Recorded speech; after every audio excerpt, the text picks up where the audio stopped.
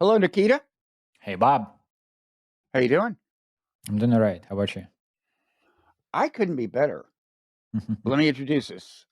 I'm Robert Wright, publisher of the Non-Zero newsletter, to which everyone should subscribe. And I think you want them to check out the Discord, right? We have a We've got a Discord. Discord, a newly created Discord server for Non-Zero. The link is in the video description if you're On watching this on YouTube YouTube. And I guess in the and podcast in the description show if you're notes. If listening to not, we this. think. Yeah. Yeah. Okay. And you're Nikita Petrov, as you know, also on the Non-Zero team. And we're going to talk about stuff, including what? We thought we'd start with Bari Weiss's takeover of all known media. That seemed like a big story, yeah. Yeah. Go ahead. Now we should say you are in Spain. You are from Russia. Is this whole thing puzzling to you, or? Yeah. The last few years have been very puzzling for me in almost every area that news cover.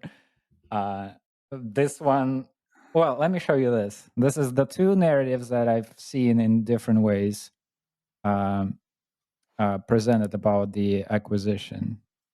So if people don't know, the owner of Paramount, new owner of Paramount, who's the son of Larry Ellison, billionaire, founder of Oracle, has, in his capacity as guy running CBS, which Paramount owns, bought the Free Press, Bari Weiss's media creation, started out as a Substack newsletter for $140 million. That'll be part of, I guess, part of CBS or something. Anyway, she's going to be the editorial director of CBS, which I'm sure Edward or Murrow would be happy to hear, were he with us. And that's that story. Sorry. Okay. So go ahead. You're going to show me. That tweet. That's funny. I had seen that tweet. Yeah. So this is the actually, I saw. There's also a meta tweet for that.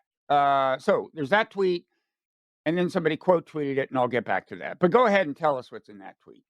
So this is an exchange between Chris Best, the co-founder of Substack, and Paul Graham, who you know more about than I do. I just follow him on Twitter and read a few of his essays, but he's the Y Combinator guy, right? Founder. And he unleashed Sam Altman on the world. But we all make mistakes. You know, he's a very smart and successful guy. Right. Anyway. And so Chris, the co-founder of Substack, says the Free Press has just got bought for a reported $150 million, and he congratulates Bari Weiss on this and presents it as a it's a massive outcome that expands what seems possible for ambitious media founders. You can start a Substack, and in a few years you get $150 million because you built this little media empire. Well, that's the way it's worked for me. I mean, so me and Bari, that's two people. It works.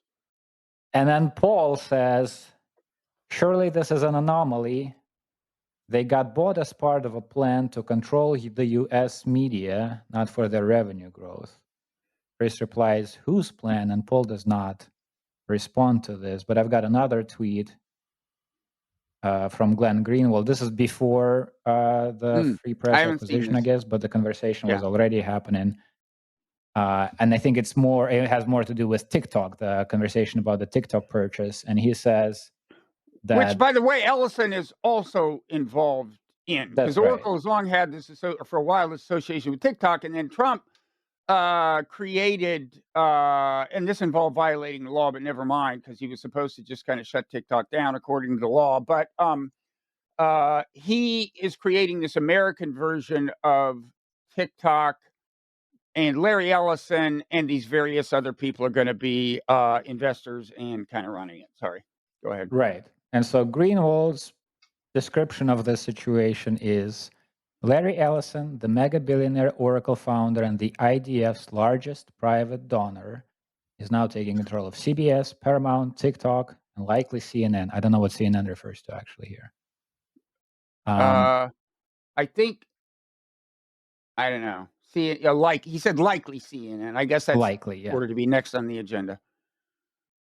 So this is a narrative that I'm starting to hear Israel controlling American media, and it sounds eerily similar to like the most lowbrow caricature cartoons that I've seen 20 years ago about Jewish control of world media, but it also seems to be rooted in reality. So if you can Yeah, explain this to me. actually, you just conflated Israel and Jews, but I'll get back to that. And so does. Let me read one more tweet, which quote tweeted the Chris Best exchange with Paul Graham or Paul Graham's reply, and maybe back into it that way. And this also gives me a chance to get nitpicky and complain about something not necessarily related to this. But okay, so Mike Solana, who's this big Silicon Valley guy, is he a co-founder of Founders Fund or something? Peter Thiel's VC fund. He's a Peter Thiel guy. Jill, a lot of Twitter followers, big guy, I guess. So he says about Paul Graham. Paul Graham's quote. Paul Graham again. Says, surely this is an anomaly. They got bought as part of a plan to control the U.S. media, not for their revenue growth. Mike Solana says, such a fascinating take to Paul. We should say, Graham is one of the few people in Silicon Valley who has criticized Israel for a long time. Mike Solana is emphatically not, I gather. He says, such a fascinating take. Who is, quote, they controlling the media here? Is it CBS, which already controls CBS? Is it Bari, who I guess convinced CBS to buy them in order to control CBS? Or is the, quote, they in question here someone else? In other words, he means is they the Jews? Okay, first of all, the nitpicky part. It's clear who they refers to. It says they got bought as part of a plan to control the U.S. media, not for their revenue growth. It refers to the free press. There's no ambiguity whatsoever. And yet this triggered a whole massive discussion of speculation. What does they refer to? That part's clear. Okay. Sorry, but I mean, nobody reads tweets before replying to them. That said, it's a perfectly valid question. What's he insinuating? Who is he saying is controlling the media? Although I will say that by acting as if Graham had said, quote, they control the media, he's steering you towards a Jews interpretation and not an Israel interpretation or an Israel lobby interpretation. Okay. So it's kind of a tendentious misreading of the thing. Again, hate to be nitpicky. So what's going on here is, Paul Graham is saying the Israel lobby, broadly speaking, in the Walt Mearsheimer sense of a network of pro-Israel groups who might sometimes loosely coordinate and sometimes not at all, and some elements of it never coordinate, whatever. It's just, they're not, in other words, they're not just talking about AIPAC, and they're not talking about Israel per se. He's not saying, I think he's talking about the lobby, broadly speaking. And Glenn Greenwald is affirming that and saying it's true, basically, right? And, not in so many words, but I think that's what he'd say. And, okay, so what is the truth about this? We'll get to the bottom of this, Nikita. Stay with me and interrupt me at any point with questions. Let's go. Yeah, explain this to me. Or if I just start seeming out of control, like I'm going to get canceled or something, interrupt. So I think it's true that by conventional reckoning, and I guess the number is 150 million, not 140, as I said, if Chris is right. But by conventional reckoning, you would not pay that for a free press. We don't have their financials, but I'd be surprised if they're in the black, honestly. I mean, remember, they got massive investment from Silicon Valley billionaires who I would say are investing on ideological grounds. And the question is which ideological grounds? And this is where it gets a little complicated because I do think the investors have various ideological motivations. Remember, Bari Weiss, she is, I would say, the center of her political identity. If you look at her whole history, I'll get into that, is pro-Israel, but she's also anti-woke. There's also irony there, by the way, that I may have time to get into, but she is. So like David Sachs invested in free press. I don't think he's ardently pro-Israel. I really don't. I think for him, it's more like wokeness and just conservative, right? He wants low taxes, low regulation, and he wants wokeness to die. And I really don't think for him it was about Israel. Now, Andreessen Horowitz, I think, shares all those sentiments, and there may or may not be pro-Israel stuff going on there, but they invested in free press. So, first of all, I think without all that investment money, free press, never would have gotten off the ground. I personally doubt it's making money. This is not a business model that is famously lucrative right now. In any event, I mean, it is, as people have noted, the Horowitz in Andreessen is the son of an ardently pro-Israel right-wing guy named David Horowitz, but I don't know anything about the son's ideology, and maybe that's on record. I haven't done my research, so I'm agnostic on all that. Now, the Ellison is another story. Larry Ellison, yes, ardently pro-Israel. I don't know anything about his son, but obviously this whole thing doesn't go through without Larry liking it, right? And Larry is the one involved with TikTok.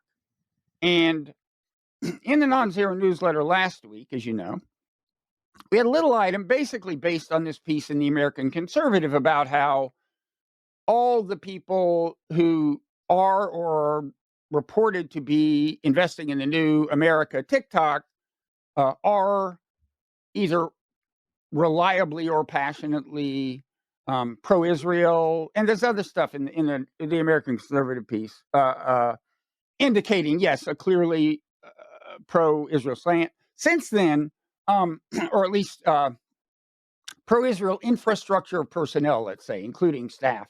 But since then, Bibi Netanyahu, I think it's since then, I heard it since then, was recorded talking to social media influencers saying, if this TikTok purchase goes through, that's going to be good for us. And I've got now that exact clip ready. Yeah. Okay. Well, and now let's set our sights on Twitter, right? Yeah. Let me play this. Okay. We have to fight with the weapons that apply to the battlefields in which we're engaged. And the most important ones are in social media. And the most important purchase that is going on right now is followers. TikTok. TikTok, number one. And I hope it goes through because it can be consequential. And the other one, what's the other one? That's most important. X. X. That's very good. And, so we have to talk to Elon. He's not an enemy. He's a friend. We should talk to him. Now, if we can get those two things, we get a lot. And I could go on other things, but that's not the point right now. We have to fight the fight, okay? To give direction to the Jewish people and give direction to our non-Jewish friends or those who could be our Jewish our friends. Direction. I mean, it's so funny. It's like, you're not supposed to say, they're trying to manipulate us. And he said, he didn't even say orientation. He's like, direction. We're going to tell them, So, interesting side note, Michelle Goldberg had a column today, which she said, I didn't know this. I mean, I knew that Charlie Kirk, a month or so before he died, I think pro-Israel people, including Bill Ackman, put pressure on him to quit, seeming to flirt with an anti-Israel or anti-Zionist stance or whatever. He resisted that. That led to rumors that, Israel had him assassinated. I think that's nuts. But the thing Michelle reported was that some donor said to Kirk at this meeting, there was they staged an intervention with Kirk, apparently, pro-Israel. Some pro-Israel people, and it did not work out well, I gather. But one of them said he was going to withdraw a $2 million grant he had given to Kirk unless Kirk cut his ties with Tucker Carlson, who is really going after Israel lobby influence on the media big time. Listen to the long preamble to his recent interview with Jeffrey Sachs. The reason that came to mind is Twitter would be a pressure point for Tucker Carlson. It's like, he's not on an MSM platform in the traditional sense, but he's on YouTube, owned by Google. He relies on Twitter, I think, for a lot of traffic, right? And and I was wondering, well, what can they do to Tucker Carlson? And I guess you can imagine things. But anyway, yeah, I mean, look, again, Bari Weiss's the center of her identity is pro-Israel. I would, I went back and remember this piece I wrote on Non-Zero called "Why Is Everyone So Mean to Bari Weiss?" Mm-hmm. I just read it. It has great art by you. This is 5 years ago. Mm-hmm. And I would encourage people to Google it. You Google that phrase in quotes plus Non-Zero, you'll see it. I think it holds up pretty well. It explains, first of all, the ridiculous paradox of her crusading for free speech and against cancellation when she spends a certain amount of time trying to cancel people and suppress speech by calling them anti-Semitic. Now, she might say, well, that's because they're anti-Semitic. Well, the woke people have their things. They say they're anti-trans, they're anti-gay, they're racist, whatever. And you can argue about their definitions of that. And you can argue about Bari Weiss's because she says that if you're opposed to Zionism, you're an anti-Semite, okay? Which means like all kinds of Jewish people are anti-Semites according to her. And she thinks that she calls them that so as a way of silencing them. And I'm sorry, there's just a little bit of tension between her attitude toward woke speech and her attitude toward her speech. So yeah, it's her whole kind of, it's the heart of her political identity. And the Ellison thing, I didn't know that thing that Glenn said. What did he say? Larry Ellison's the biggest private donor to Israel's military. That's what he says. Yeah, there's other stuff. I don't really know much about his son per se, but this obviously has Larry Ellison's approval. Yeah, it cannot not be the case that CBS is about to take a turn toward the pro-Israel.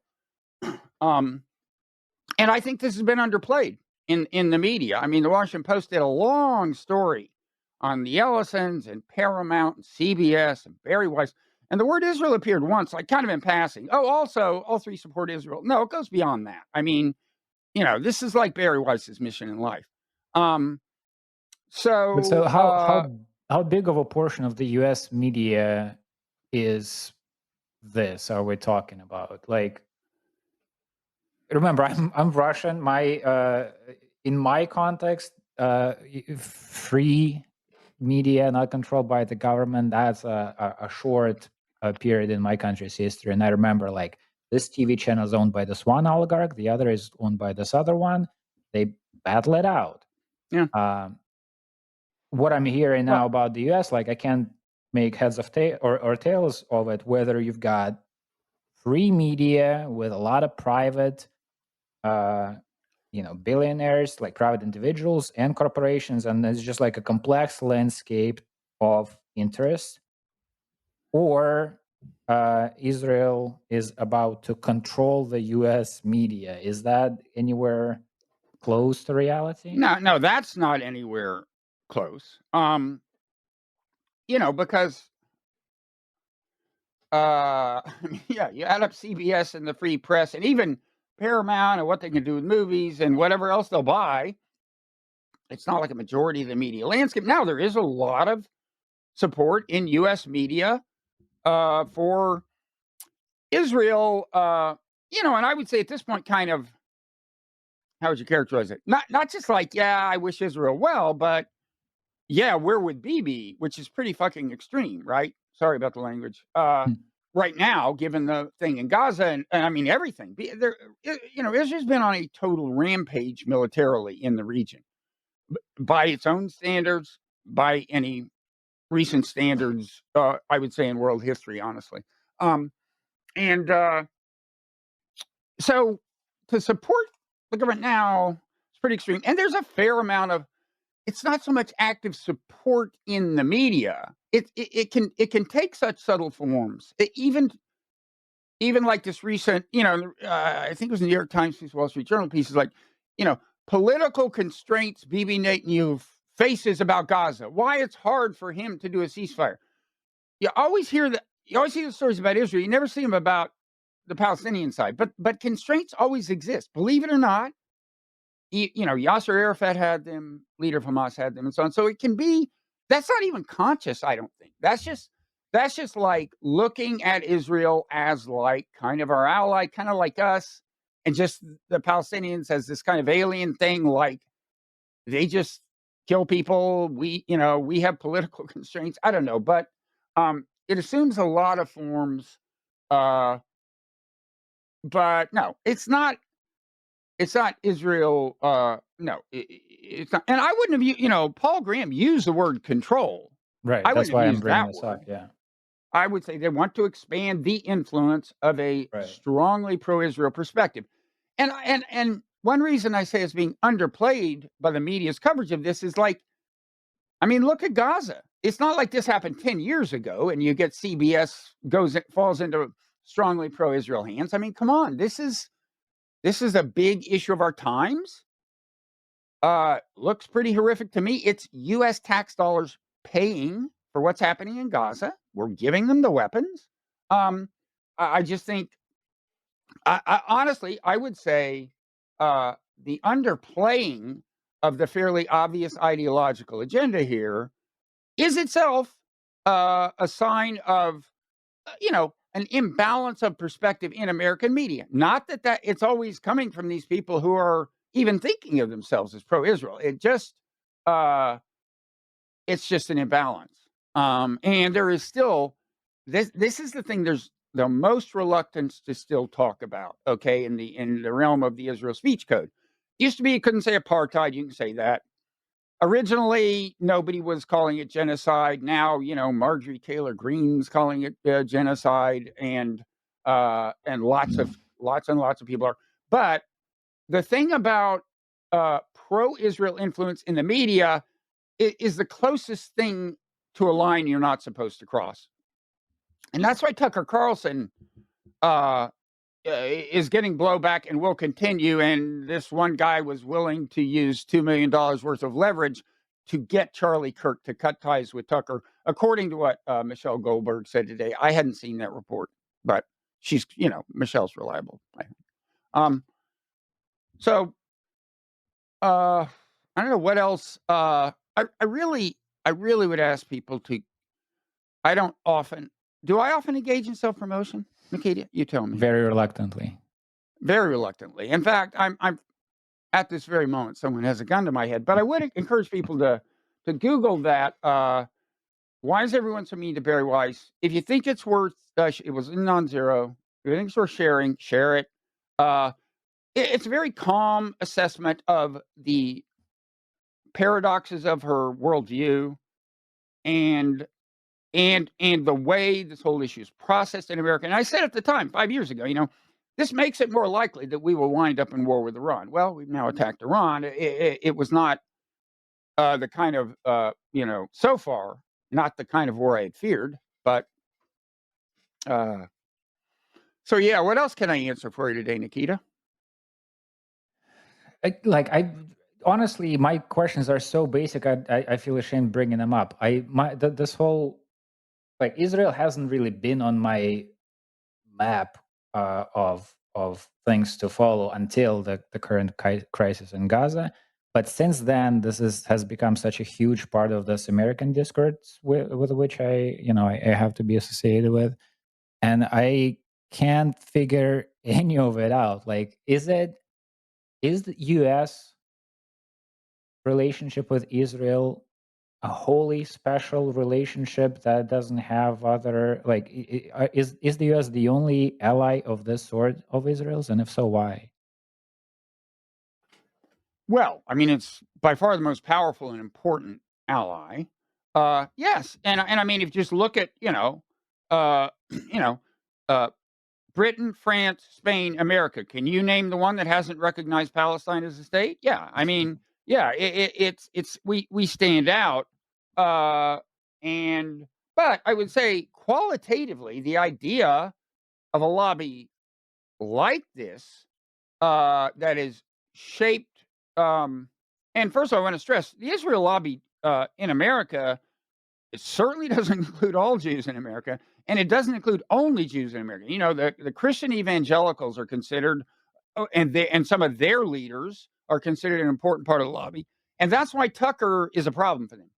because Tucker Carlson, I don't know him personally, but I've seen so many of his rants that I call him Tucker. It's as if he's delivering them in person. They're so forceful. He's making an explicitly Christian. I mean, he says things that make me uncomfortable sometimes, and that's kind of one of them. But it's his audience, and he's going for it, and that's why Marjorie Taylor Greene is involved, and now Megyn Kelly kind of, and so that's a big source of concern because look, Bibi's lost a lot of younger Jews in America. If he loses the conservative Christian evangelicals, if Israel does in the long run, that's a problem. So anyway, where was I going? I was saying, let's be clear on what the Israel lobby isn't. I would say, but it is shaped by ethnic identity in America and to some extent by people who feel warmly toward another nation. Well, that's not unique in America. I mean, the reason we expanded NATO is so Clinton could get some Polish American and other Eastern European American votes, plus arms lobbies and so on. Look, the reason we're bombing boats from Venezuela right now is probably, I'm guessing, without the Cuba lobby, this would not be happening. I mean, that's what Marco Rubio. Marco Rubio has these kinds of connections. He's probably more than anyone driving this policy. And that's been the Cuba lobby has been incredibly influential in a way more puzzlingly than the Israel lobby. But when you get there's kind of a Taiwan lobby. There's so it's not a unique thing, but yes, very influential and in a way that's very consequential. And I would say just plainly at odds with American interests. I mean, you just can't tell me this Gaza thing is good for America. It increases the chance of terrorism on our soil. There's just nothing. There's nothing good for us about this. And we have the leverage to stop it because we supply the weapons. And if you ask, well, why don't we stop it? Part of the answer is this degree of political influence, some of which comes through the media. Yeah. Is this lobby, how unique is the system of lobbies that the U.S. has in the world? That's a good question. I've heard somewhere explained to me like the why nothing is happening to. I think it's probably a too simplistic of an explanation, but one of the themes of a conversation, I forget where I heard this, but the gun lobby NRA was brought up as an example of like it's hard to control the American system broadly, but if you have one specific interest and you have enough money, you can like carve out that specific thing and make sure the country doesn't change on a particular issue. And NRA was brought up as an example. And I just haven't, I've heard a lot about this lobby, that lobby, but I don't understand how, I don't have like a visualization of how it all works. Is Qatar a huge force in the US, like I hear from some people, investing in universities? Apparently not big enough to keep it, not a big enough force to keep itself from being bombed by Israel. No, I mean they tried. They bought Trump a whole airliner, and he can't keep Israel from attacking them, even though we have an American base there. I mean, this is extraordinary. It's like you do need an explanation when you've got a country that we have immense leverage over, in theory, doing things so at odds with our interests. You need an explanation. It like can't be that there's not, in some sense, influence, right? I mean, American policy is being influenced in otherwise puzzling ways, right? So, but no, I mean, Qatar, there has been more Gulf state influence generally, including even in think tanks and stuff. Qatar, they punch above their weight. It's a small country, and they've been influential. The NRA has been very powerful. By the way, there's also a pro-Ukraine lobby. I mean, to some extent, ethnically Ukrainian people have in organized form have had at least some influence on policy, not vast, but the NRA, very powerful, not ethnic, but one thing it has in common with the Israel lobby is like they will they will punish politicians for straying, and the Israel lobby has, in a few cases, done it consequentially. Ended the careers of people in Congress. Well, is all of that a bug or a feature? Is that just how the American system works? You've got like money is and organized interest groups is how the system coheres. You've always had, I think you've always had money. Some things have changed. Citizens United ruling by the Supreme Court permitted massive expenditures to influence campaigns in a particular way.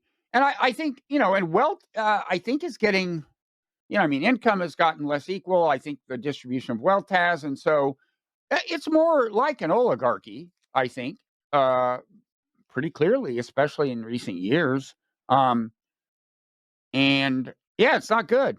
It's not good. And but was it not the case 50 years ago? You didn't have an oligarchy, and now you feel like you're inching towards it? Money has always been, rich people, I would assume, in every society are disproportionately powerful, and they've always been, there was not a powerful Israel lobby 40 years ago, 50 years ago, I would say. Dwight Eisenhower didn't seem to feel constrained by what Israel wanted. Of course, that was more like 60, 70. But even the first Bush, George H.W. Bush. So look, yeah, it's always. There's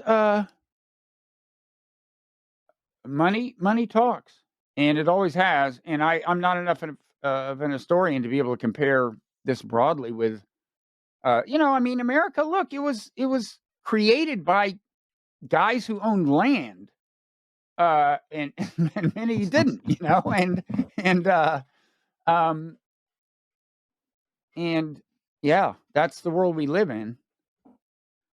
It's not great.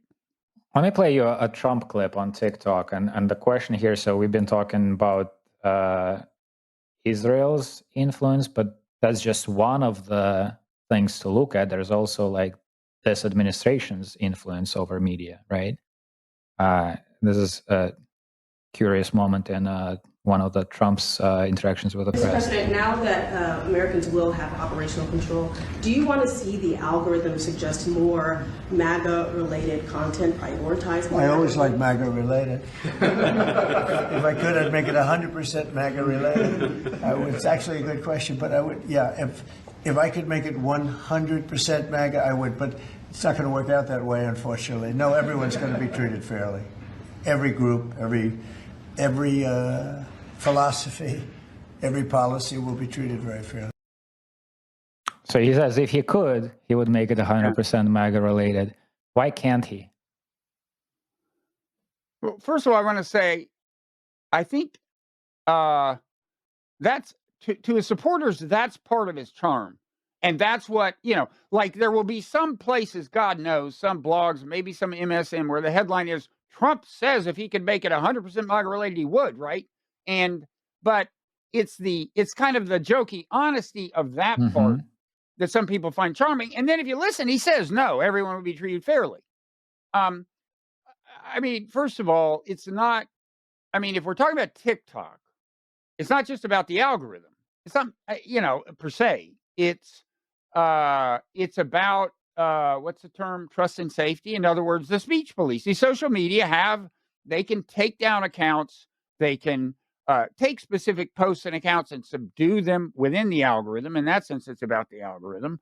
One thing that the American conservative piece noted is that apparently one of the important TikTok people already is this strongly pro-Israel person.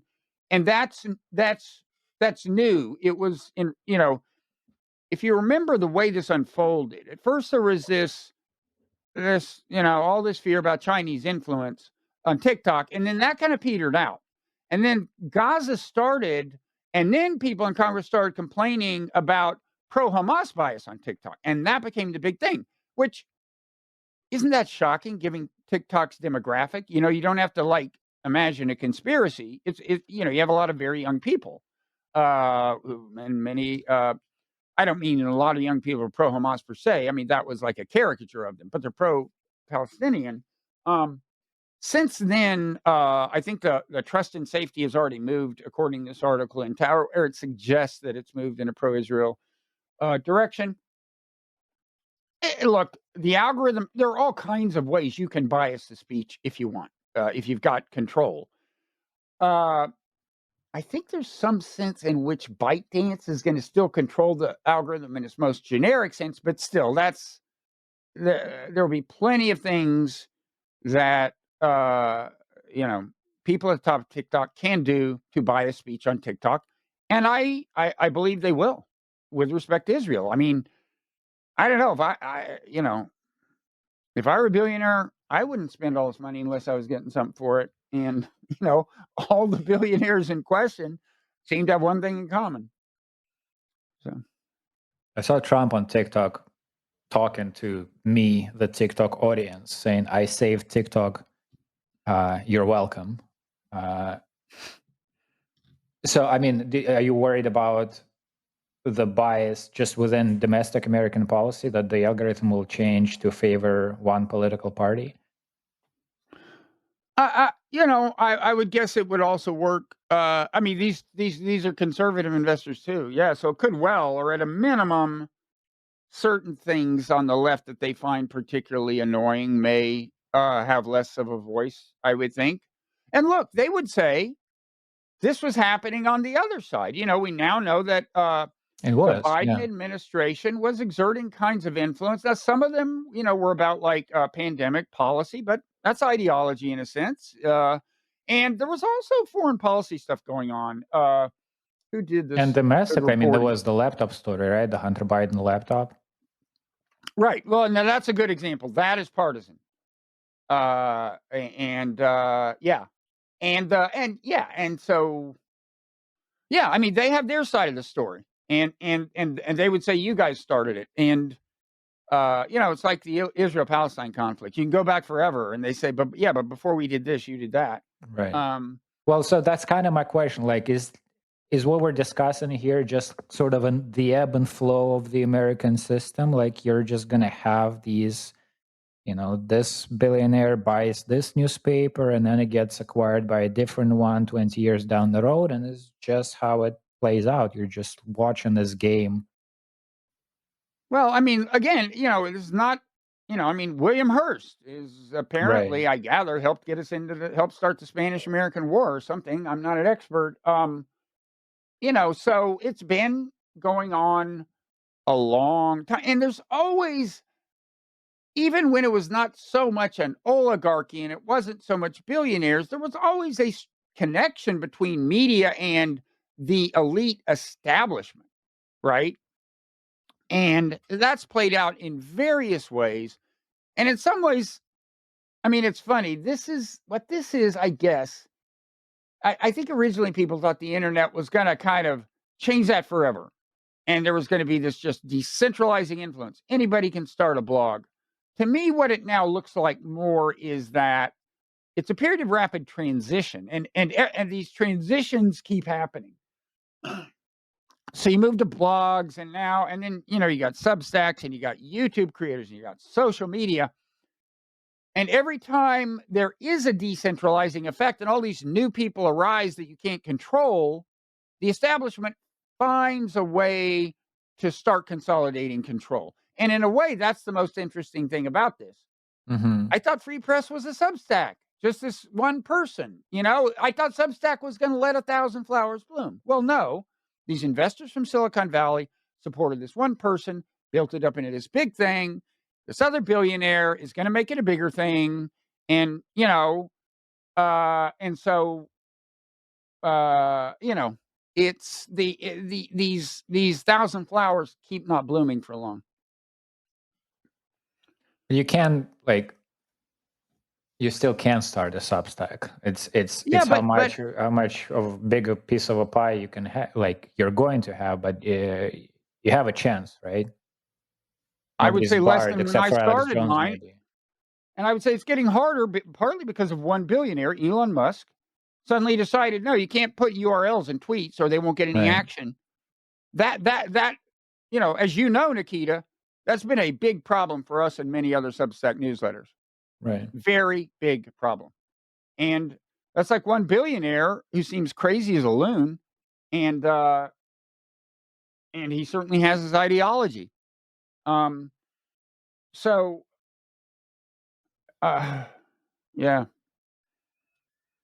Are Trying you? to think of something encouraging. It's something tells me my next question is not going to lead to more encouraging things. But are you hopeful about the peace negotiations in Gaza?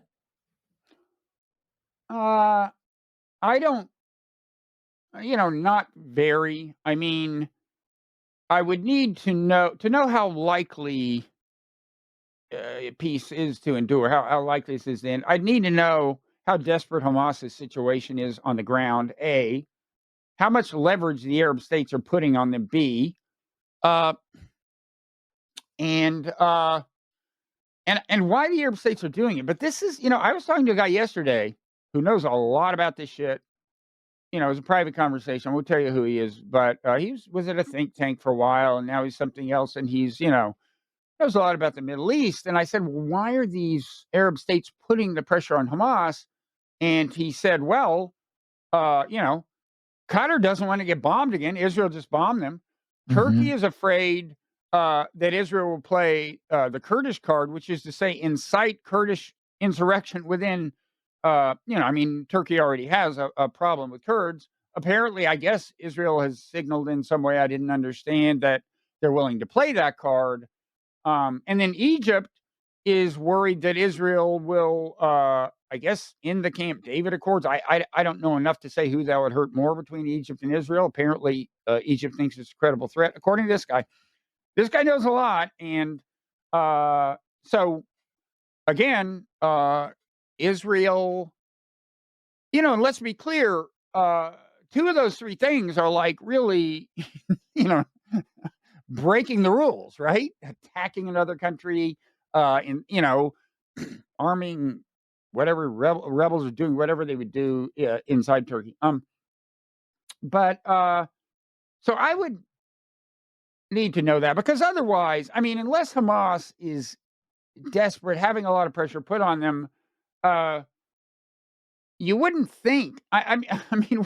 What Trump is currently asking, I gather, and certainly Israel is, okay, first release all the hostages, and then we're going to guarantee, and Israel's not going to withdraw very far, not anywhere near the borders of Gaza, but trust us, all this other stuff will happen.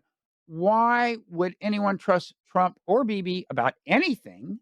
But in this specific context, remember that at the time Israel bombed Iran, there were negotiations, very active negotiations going on between Iran and the U.S. about resolving the nuclear thing peacefully. Israel bombs them, puts an end to that, and Trump then signals that, yeah, he was in on it.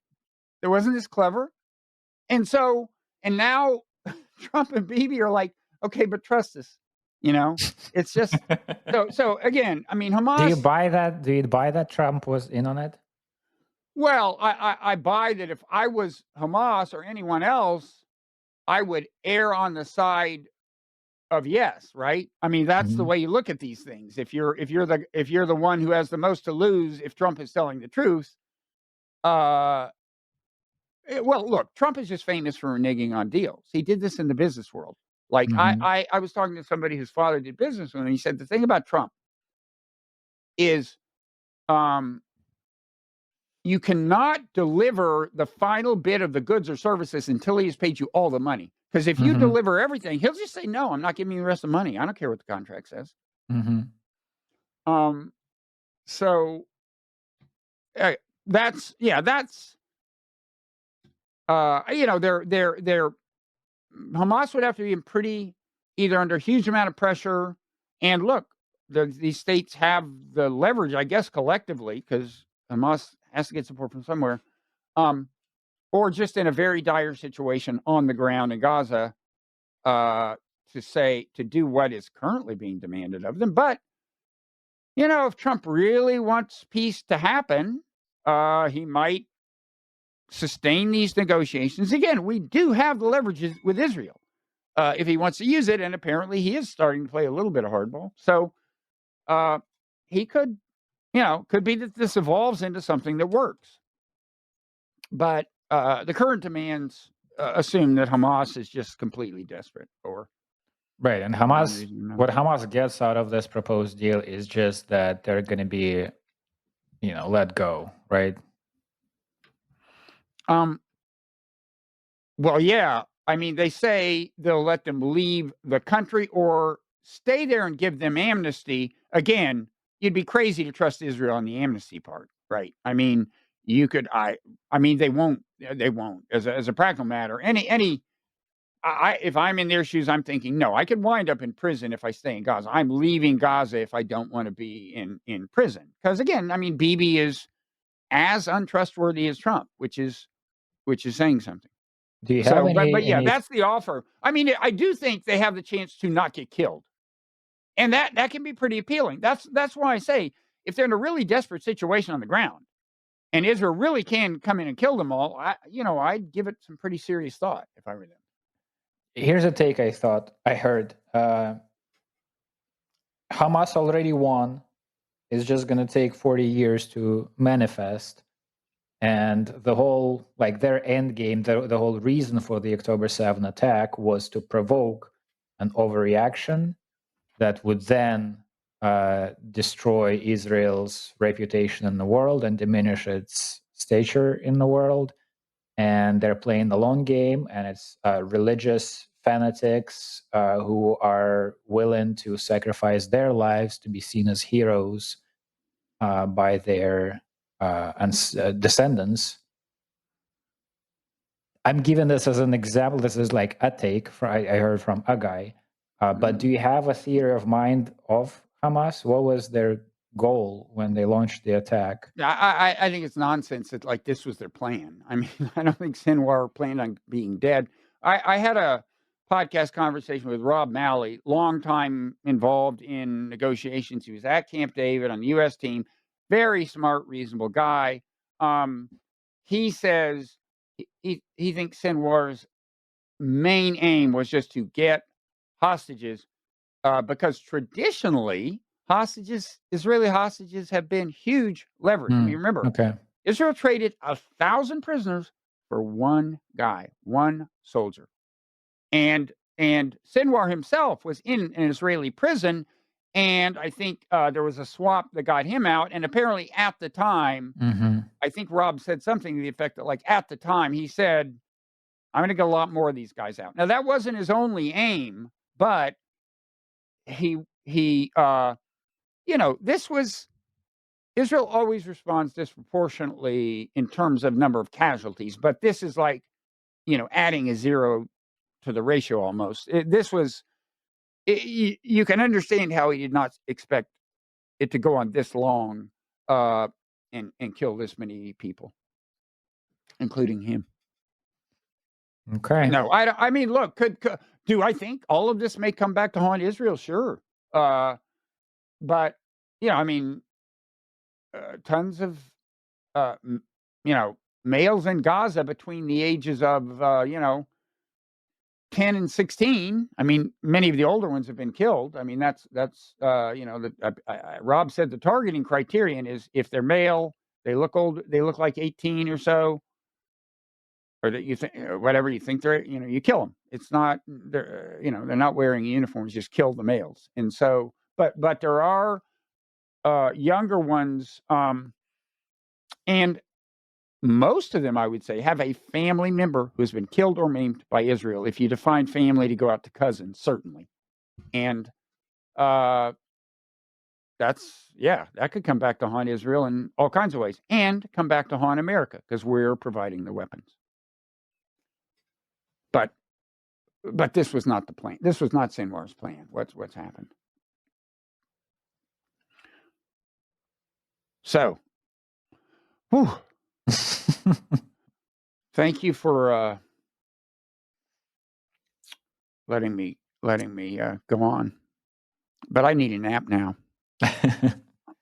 It's time for Bob's nap. No. So what else? I mean, how long have we been doing this? Is it I've been doing this overtime for time? about 15 minutes. I think we can go into overtime. I had much more abstract and generic questions about, like, cognitive sovereignty is a term that you've used. So it's moving more into the non-zero world, non-zero community / movement building territory. But I don't know if there's something in the news that your government is in a shutdown. Like, I find myself. Do you remember then Prigozhin marched on Moscow? Oh yeah. It's this huge reversal, huge thing. A guy takes his private army that has been fighting in Ukraine for some time and just reverses course, takes one town after another. One of these cities was a bigger city, Rostov-on-Don, where a family of a friend of mine lived. And that guy was in Russia at the time, unlike most of my friends. And I remember, like, I was really invested. I was following, like, this weird thing just started happening. And, is there going to be a civil war? Is there going to be a coup? What's going to happen? And I remember this guy's reaction was, when something happens, let me know. Because I'm tired of watching this fucking soap opera. And he's like, tanks are in the center of the city where his family lives, led by this rogue commander who's about to go on Moscow. And at the time, I felt like you're really trying to isolate yourself from the world you live in. Mm-hmm. But then, like 2 days later, nothing happened. Lukashenko called them, and somehow it all resolved. Now Prigozhin doesn't exist anymore, allegedly. But wait, is there a theory that he actually lives? Of course, there's a theory that he lives. It's kind of petered down now, but at the time, like the first however many months since then, occasionally you would see. It was mostly funny, but like people would post pictures like this dude on the bus looks suspiciously similar to Prigozhin. But there is my favorite piece of folklore on this.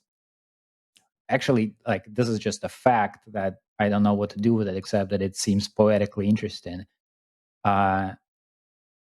So there was a funeral. It was a closed funeral. Nobody was allowed to get into the graveyard. It was surrounded by the police, and they stayed overnight. And in the morning, the entrance was allowed again.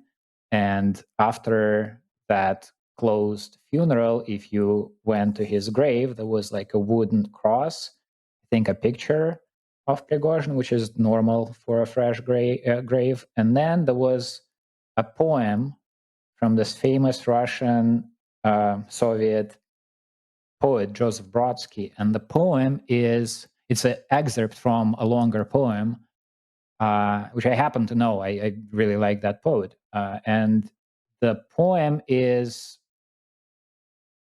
painting a picture of Mother Mary, Virgin Mary, right? Mother of God at the cross, talking to her son, asking, after he was dead, asking, are you man or God? Meaning, are you dead or alive? Mm-hmm. So like the people, like this is the government that put that poem at the cross.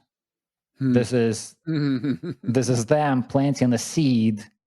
Like nobody saw the body, right? I guess there's no body. Do you think the government wants there to be Prigozhin truthers? I mean, why else would you put that? I mean, maybe it's just like playful. Maybe. But how does it help them?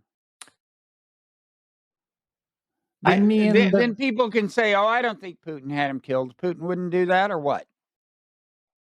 I think one of the consequences of that kind of conspiracy theorizing, nothing you see is true. nothing you see is real. Yeah. Whoever There is is in that. power is going Yeah. to stay in power.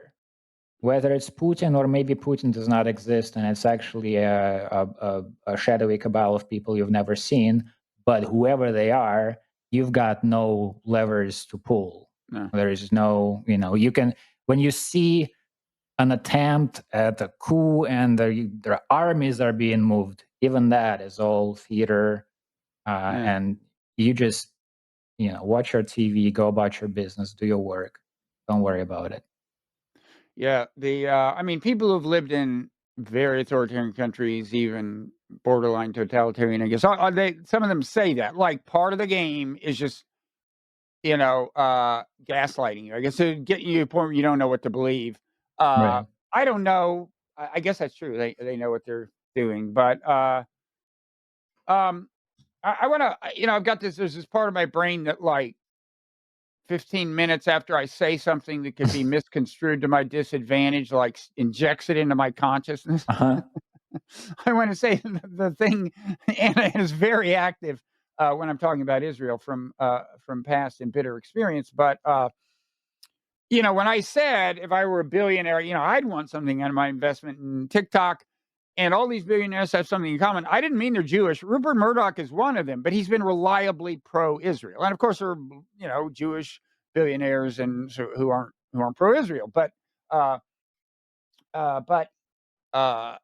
so I just meant they are all the people named as big investors in TikTok, speculatively not, have a history of manifestly being reliably pro-Israel.